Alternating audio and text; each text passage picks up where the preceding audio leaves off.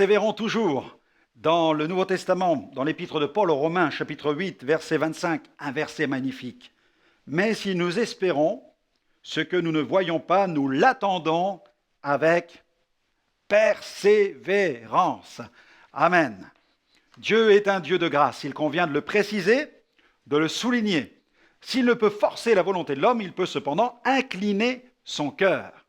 En 1997, avec un collègue pasteur, nous avons voulu tenir toute une série de réunions d'évangélisation sous un chapiteau, dans un petit village de l'Est de la France. Quelques chrétiens, membres de son assemblée, ont fait chaque soir le déplacement pour appuyer cette action. Le chapiteau avait une capacité de 200 places, alors que nous n'étions qu'une quinzaine de personnes en dessous.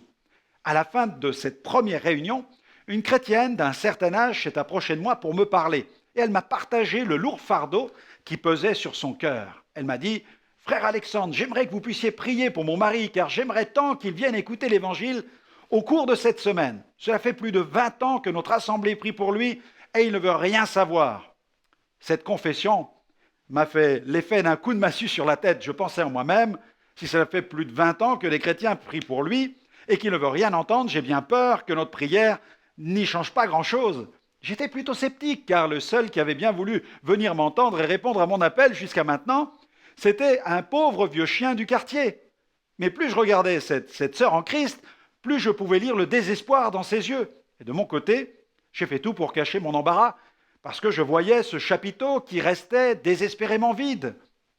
Mais la voyant tellement déterminée, j'ai pensé que nous n'avions de toute façon rien à perdre et que la prière avait le pouvoir de changer les choses. Nous avions tout à gagner, au contraire. Avec une certaine conviction, je lui ai dit, nous allons prier pour lui et que le Seigneur fasse éclater sa gloire. Nous nous sommes unis dans la prière et nous avons réclamé le salut de cet homme. Le jour suivant, la réunion était sur le point de commencer quand j'ai vu cette dame avec laquelle j'avais prié la veille entrer sous le chapiteau. Elle m'a fait signe de loin et elle affichait un grand sourire. À ma grande surprise, j'ai remarqué un homme qui la suivait, habillé comme pour aller à un enterrement. C'était son mari, il avait finalement accepté de venir. Il avait mis pour l'occasion son vieux costume noir. Sa mine était renfrognée, sa tête était baissée. Là, je me suis dit, c'est pas gagné, mais pas gagné du tout.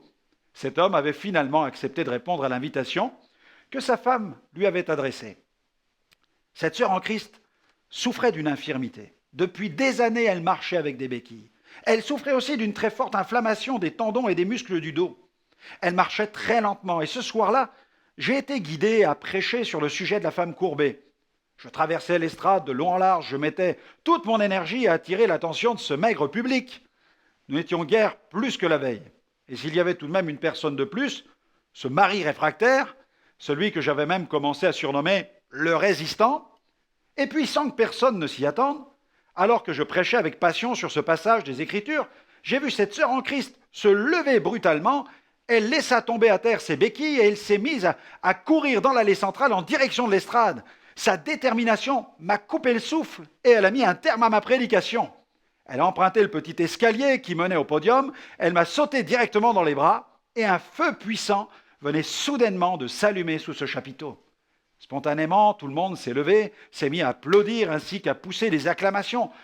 Quant à moi, j'étais spectateur, stupéfait devant une telle manifestation de la grâce de Dieu. Alors, sans plus attendre, j'ai décidé de lancer un appel au salut. Dans le même temps, j'ai vu le mari de cette femme se lever et se diriger vers l'estrade. L'homme était en larmes, bouleversé. Il a confessé immédiatement ses péchés et il a pris la décision de faire alliance avec Dieu. Quelques mois plus tard, il s'est engagé dans les eaux du baptême et le pasteur m'a invité pour cette grande occasion. En se convertissant 20 ans plus tôt, cette sœur en Christ avait créé la brèche dans sa famille. Elle n'avait jamais baissé les bras. Elle avait persévéré dans la prière pour son mari et pour ses proches. Et sa persévérance a fini par payer. Cette chrétienne a fait preuve d'une grande persévérance. Si le Seigneur ne peut forcer le cœur d'une personne, il peut en tout cas faire briller les rayons de sa grâce sur sa vie. La détermination de cette épouse a plu à Dieu qui a incliné le cœur de ce mari. La volonté de cette femme a joué un rôle majeur dans la conversion de cet homme. Alors j'aimerais vous recommander cette prière aujourd'hui. Merci Seigneur pour ce témoignage qui m'encourage à continuer à poursuivre le combat, à prier pour ma famille, mes amis qui ne t'ont pas encore accepté dans leur cœur. Et j'ai cette conviction qu'un jour, tu feras éclater ta gloire pour qu'ils se tournent vers toi.